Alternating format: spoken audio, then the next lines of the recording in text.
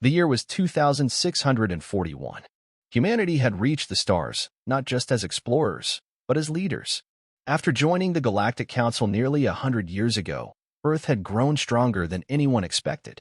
Faster ships, smarter AI, advanced weapons, humans had moved quickly, too quickly for the comfort of the older, slower-moving alien species. Commander Alex Voss stood on the command deck of the Erebus, Earth's most advanced battleship. The vast observation window showed the planet Neptune in the distance, wrapped in cold blue storms. The fleet floated in high orbit, calm, organized, deadly. Alex was tall, broad-shouldered, and calm under pressure. His dark uniform bore silver stripes across the chest, the mark of a fleet commander. His face was hardened by years of war, but his eyes still carried focus and patience.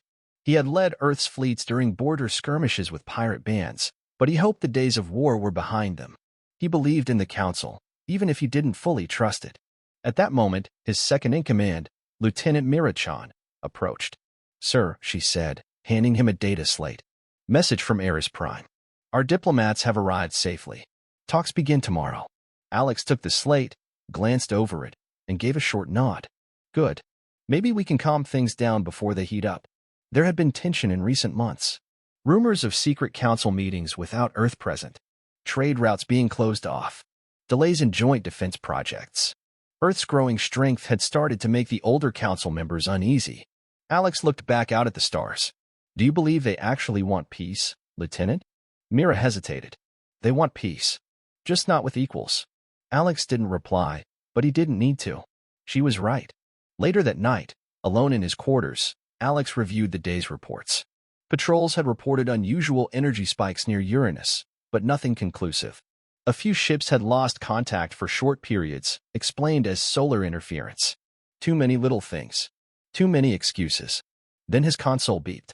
An encrypted message flashed onto the screen, marked eyes only. No name. No origin. Just text. "You are not safe. Trust no one at Eris Prime. They are planning something. Be ready." Alex stared at the message, reading it 3 times. He tried to trace it. Nothing. Whoever sent it was skilled, very skilled. He locked the file and sat in silence. The stars outside twinkled like silent eyes watching. The next day, a council broadcast reached all member worlds. The High Chancellor of the Galactic Council, Vorek of the Zenthri species, spoke in calm tones from the Great Hall of Eris Prime.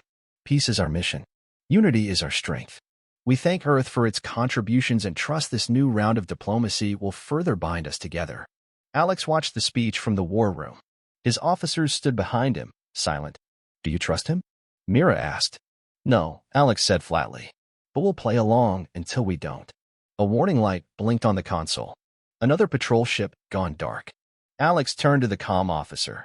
"Send a recon drone." No delays. Something was happening. He could feel it, deep in his bones.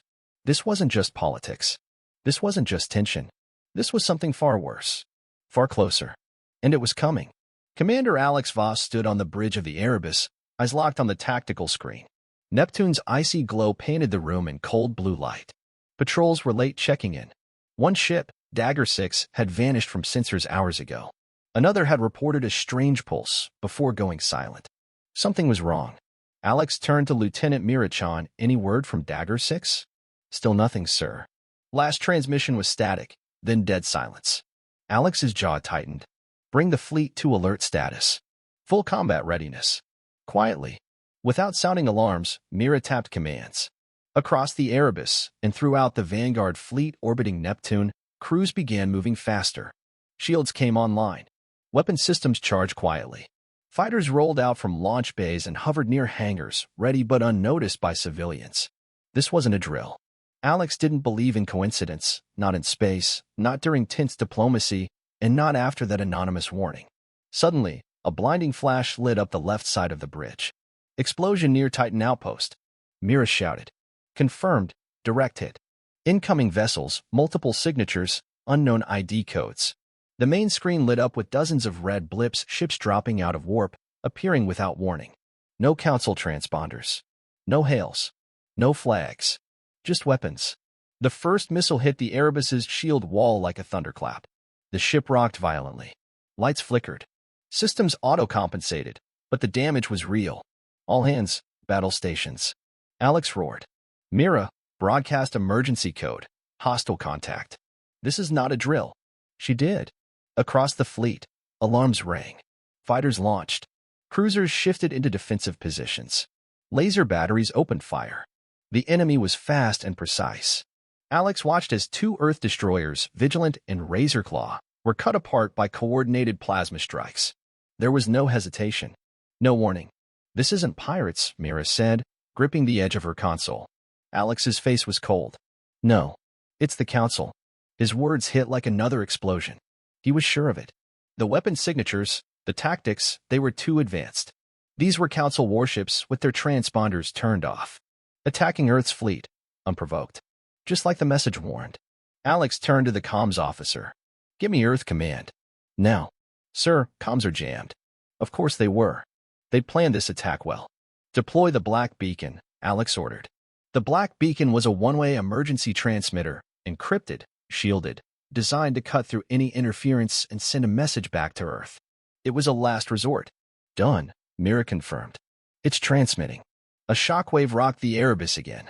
On the main screen, a heavy cruiser, the Gallant, exploded in a ball of flame. Hundreds of lives gone in seconds. Alex's voice cut through the chaos. Titan formation. Protect the flagship. Push toward Neptune's dark side.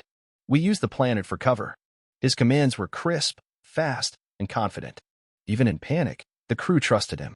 The Erebus led a small group of remaining ships, 3 frigates and a badly damaged cruiser, around Neptune's dark side, using the massive gas giant to block incoming fire. From there, they could regroup. Status of the fleet? Alex asked, once they stabilized. Myra's voice was heavy. Over half destroyed. We're cut off. No comms.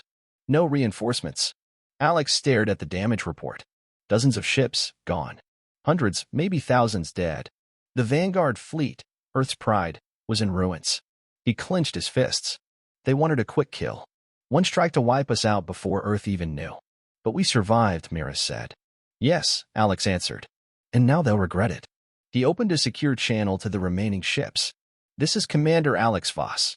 The Council has betrayed us. This attack was planned. We were never meant to survive. But we did. And now we fight.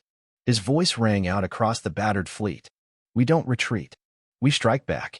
We regroup. And we show them what Earth is made of. The crews responded with silent nods and steady hands.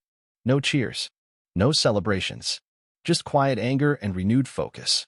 As Neptune's shadow hid them from the enemy, the remains of Earth's fleet disappeared into the dark, scarred, outnumbered, but not broken. The fire over Neptune had not ended them. It had only begun the war. The silence behind Neptune was thick and cold. Commander Alex Voss stood at the center of the Erebus's war room, surrounded by dim lights and broken displays. Smoke drifted from damaged panels. The ship had survived, but it bore deep scars inside and out. He had lost more than half the fleet in the surprise attack. Earth's Vanguard armada had been torn apart in minutes. But Alex wasn't broken. Not yet. Not ever. Lieutenant Mira Chan stepped beside him with a hard face and tired eyes. Repairs underway. Life support is stable. Weapons at 50%. And the rest of our ships? Alex asked. We've confirmed signals from 3 surviving vessels, she replied. The Raptor, Nova's Edge, and Solstice. All damaged. Scattered. But alive. Alex looked down at the table. He tapped commands, and a rough map of the Neptune region appeared. Faint blips showed the other ships hiding in nearby asteroid fields and behind Saturn's moons. Send encrypted rendezvous signals. Tell them to regroup at Point Hades, dark side of Enceladus. No chatter. Radio silence after transmission. Aye, sir, Mira said. As the message went out, Alex stepped into his private quarters. He needed a moment, just one, to process. He looked at a small framed photo on the wall, his sister, a diplomat, now likely dead on Eris Prime. She had trusted the Council. She had believed in peace. They killed you, he whispered. They killed all of us. But not all. Some had survived. And with them, the war was far from over. A sharp chime pulled him back. Myra's voice came through the intercom. Commander, incoming message. Encrypted. Not Council. It's from the Raptor. Alex moved quickly back to the war room. The message appeared on screen. Captain Darian Greaves of the Raptor, a loyal officer and close friend, stared back through static. Alex, we found something. Captured an enemy pod from one of the disabled attackers. It's Council tech. No question. They tried to erase the data core, but my engineers recovered part of it. You're going to want to see this. Sending now. The file transfer began. Mira watched the progress bar. You think it'll have proof? Alex nodded slowly. I hope it does. Because if Earth sees this, everything changes. When the file opened, it showed detailed communications between high-ranking council members. Vorek's name appeared again and again. Orders to disable Earth's communications. Orders to strike Neptune fleet positions. It was all there: dates, strategies, even payment logs for mercenary crews. Betrayal, written in code, but clear as day. Alex stared at the screen, silent. Then he turned to Mira. Prep all ships. We're no longer running. We're building a resistance. But we're outgunned, outnumbered, she began. We don't need numbers yet, he said. We need precision. We strike where it hurts. Cut supply lines. Hit their comms. Take back control of the narrative. He moved to the fleet command console. We'll move from moon to moon, system to system. Find other survivors. Build a hidden network. Earth doesn't know what happened. The Council's blocking our signal. But we'll make them hear us. One message at a time. His plan was bold, but necessary. The remaining ships arrived one by one at Enceladus. They were damaged but eager. Crews met in small war rooms, running diagnostics, patching hulls, and checking weapons. That night, in the main strategy chamber aboard the Erebus, Alex stood before the combined officers of the scattered fleet. We were betrayed. They tried to wipe us out in one blow. But they failed, he said. The room was silent, every eye on him. We are the sword of Earth. Broken, but not defeated. We will strike back. We will cut through their lies. We will show the galaxy who we are. He raised his hand, revealing a new insignia, Earth's star crest with a jagged sword split down the middle. The scattered sword, he said. That's what they call us now. Let's make them remember it. The room erupted in quiet, grim agreement. Not cheers. Not applause. Just purpose. Before sunrise on Enceladus, the fleet jumped again, silent, fast, invisible. Earth's revenge had begun. The icy surface of Ceres, deep within the asteroid belt, was quiet. But beneath it, inside the abandoned mining base known as Outpost Black, the remnants of Earth's fleet were alive with purpose. Commander Alex Voss stood in the command center, now converted into a temporary war room. The dimly lit space was filled with holomaps, flickering communication screens, and the tired faces of soldiers and officers who had lost everything, but still stood. For the past 3 weeks, Alex and his fleet, now known across whispers in the galaxy as the Scattered Sword, had struck quietly and with precision. They had raided supply depots, hijacked fuel stations, and cut communication satellites controlled by the Council. Each attack was fast, silent, effective. They avoided civilian targets. Alex made that rule himself. He was a soldier, not a butcher. Every move was aimed at the Council's military power or its web of control. Commander, said Lieutenant Mirachan, stepping into the room. We got another piece of the Council's network today. The station at Delta 7 folded in 10 minutes. No casualties. We retrieved logs. Anything useful? Alex asked without looking up. Mira handed him a tablet. Names, locations, movement orders, and more proof. Clear links to Vorek and the Inner Council. They're still hiding the truth from the galaxy. Alex studied the data. Each file was a nail in the coffin. Every document proved that the Council had launched a planned betrayal. Yet the galaxy still believed Earth had gone rogue. That Earth had struck first. That was how the Council painted it. And without communication, Earth's people still didn't know the truth. We need a signal tower, Alex said suddenly. A big one. Long range. Secure. We send this to Earth. Unfiltered. There's one, Mira said, but it's risky. A relay hub in orbit around Lisa 4. Deep in Council territory. Defended. Alex nodded. We'll take it. A few hours later, plans were drawn.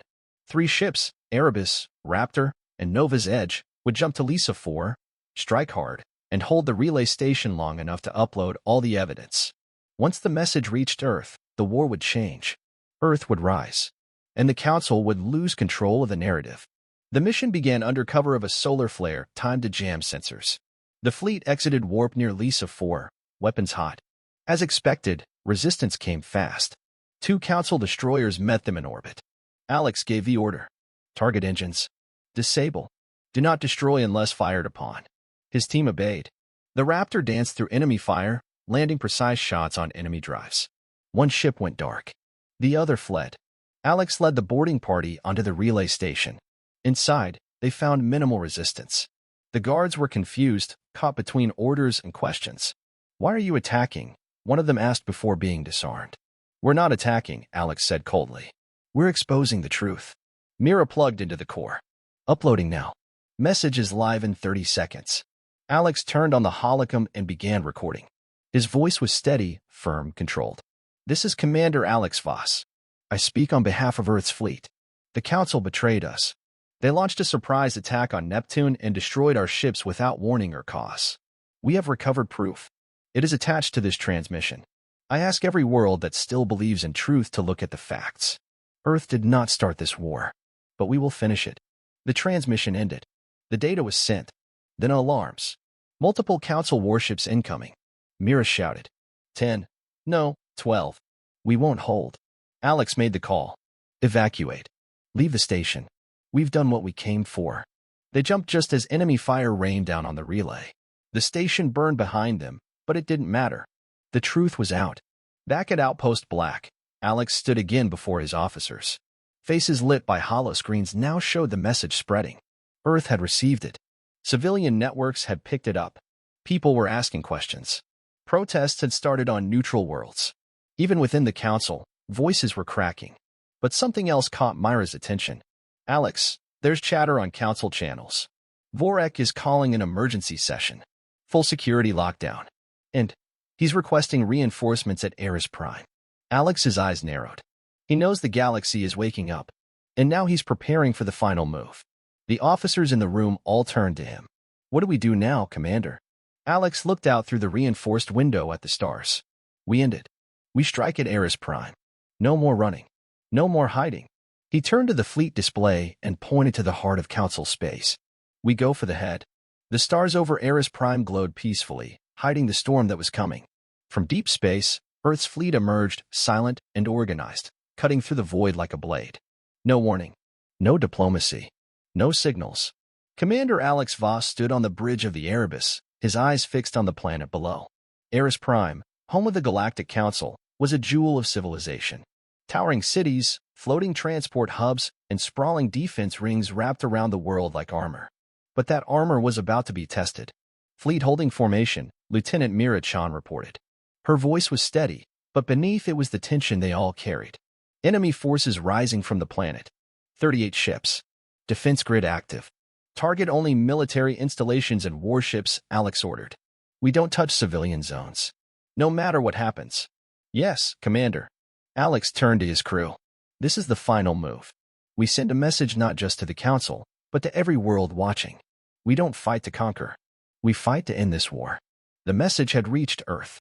Support had grown across the galaxy. Neutral species began questioning Council leadership. Protesters filled city squares across multiple planets. But the Council, desperate and cornered, still held power. And now, the last battle had begun. "Engage," Alex commanded. The fleet surged forward.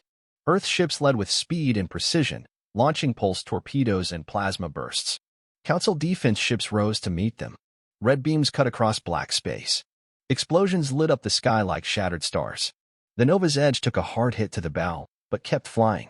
The Raptor disabled 2 enemy cruisers in a single pass. Alex's battle group carved a path straight toward the defense ring. "Focus fire on the East Shield generator," Mira shouted. Cannons opened. The shields over Eris Prime flickered, weakened, and collapsed on one side. That was all they needed. "Deploy the ground team," Alex ordered. "We're going down." A transport shuttle broke from the Erebus, carrying Alex, Mira, and a strike squad.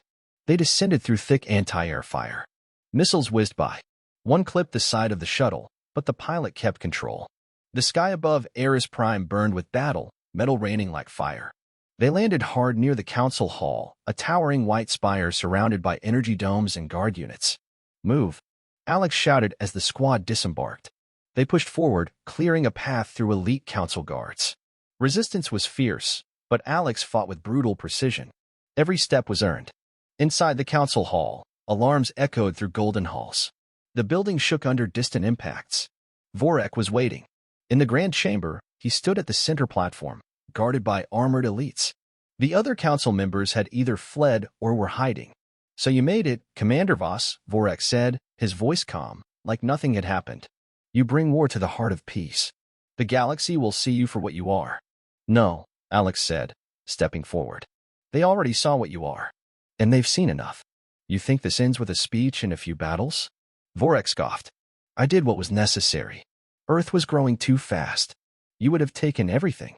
We built what others feared. That doesn't make us the enemy, Alex replied. Vorek raised a hand. You think killing me will solve it? I'm not here to kill you, Alex said. He tossed a small device on the floor. It blinked once, then projected the full archive of Council communications, including Vorek's orders. The truth was now live, streamed across every active channel. Across the galaxy, trillions were watching. Alex turned to the guards. Your leader lied. Betrayed every oath. Every world. Are you still loyal? One by one, the guards lowered their weapons. Vorek looked around and knew he had lost. But even in defeat, he sneered. You'll never control the galaxy, Commander. I don't want to control it, Alex said. I just want peace without lies. Behind him, Earth's flag appeared on the chamber's hollow display beside dozens of others. Unity was being rebuilt, not through fear, but through truth. Alex stepped back as Alliance ships took control of the Council's systems. His mission was done. The war had ended, but peace would take time. Outside, the sky of Eris Prime was still burning, but it was no longer a sky of conquest. It was a sky of change. The fires over Eris Prime had faded. The smoke of war still hung in the air, but the sound of weapons had gone silent. The last Council warships surrendered as Earth's fleet took position across the system. No more fighting. No more ambushes. Only silence, thick with consequence. Commander Alex Voss stood on a balcony overlooking the Council Plaza. He wore a dark navy coat with the symbol of Earth across his shoulder. His body ached from wounds. His mind was tired. But his eyes were sharp, focused. Below him, crowds gathered. Humans. Zenthari. Ilari. Dozens of species. Some still watched with caution. Others cheered. Many just stood in quiet disbelief. The truth had been revealed. Vorek's betrayal, the secret orders, the lies, exposed for all to see. It had taken one signal. One message. One man's refusal to die quietly. Lieutenant Mira Chan stepped beside Alex, a data pad in hand. Every major world has received the transmission, she said. Council members are resigning. Some are turning themselves in. Others are fleeing. Alex nodded slowly. Let them run. This is bigger than revenge. He looked to the horizon where the White Council Tower stood, now under Earth's protection. Flags of dozens of worlds had been raised beside Earth's. Unity was forming again, but this time, with honesty at its core. What about Earth? He asked. Mira smiled faintly. They saw the footage. All of it. You're being called a hero. Alex looked away. I didn't come here to be a hero. I came to make sure no one else had to die for someone else's fear. Across the galaxy, change had begun. Small colonies once afraid to speak out were now organizing. Trade routes were being restored. War fleets returned home. Even former enemies reached out to negotiate peace. But rebuilding would take time. Trust didn't return overnight. In the council chamber, the remnants of galactic leadership had gathered. Alex entered, not as a conqueror, but as a witness. An Ilari elder stood and spoke. Commander Voss, on behalf of our worlds, we ask you to take a seat on the new leadership council. Represent Earth and peace. Alex stood still for a long moment. I appreciate it, he said at last. But Earth doesn't need to rule. We just need to be heard. Choose leaders who won't hide the truth. That's all I ask. The chamber was silent. Then one by one, they nodded. Alex turned and walked out. He had no desire for a throne. Later, on the Erebus, now docked over Eris Prime, Alex sat alone in his quarters. He stared out into space, where stars stretched forever. Mira entered quietly. They're asking if you'll stay in command, she said. No, Alex replied. It's time someone else took the helm. You're sure? He nodded. The war is over. The fight is won. It's time for builders, not soldiers. She understood. The next day, Alex addressed the fleet one final time. This is Commander Alex Voss, he said over the fleet-wide comm. The war is over. The council as we knew it is gone. We were betrayed, but we endured. We did not fight for glory. We fought for truth. And now, that truth will shape the future. Go home. Rebuild. Protect what we've earned. And never forget why we fought. One by one, Earth's ships began to return home. Not in retreat, but in peace. Alex watched from the bridge until the last cruiser jumped into warp. Then he removed his command badge and placed it on the console. He didn't need it anymore. The galaxy had changed. Not because of force, but because one man refused to surrender. As he left the Erebus for the last time, the stars above Eris Prime were quiet. The war was over. The lies were over. And from the fire of betrayal, a new future had been born.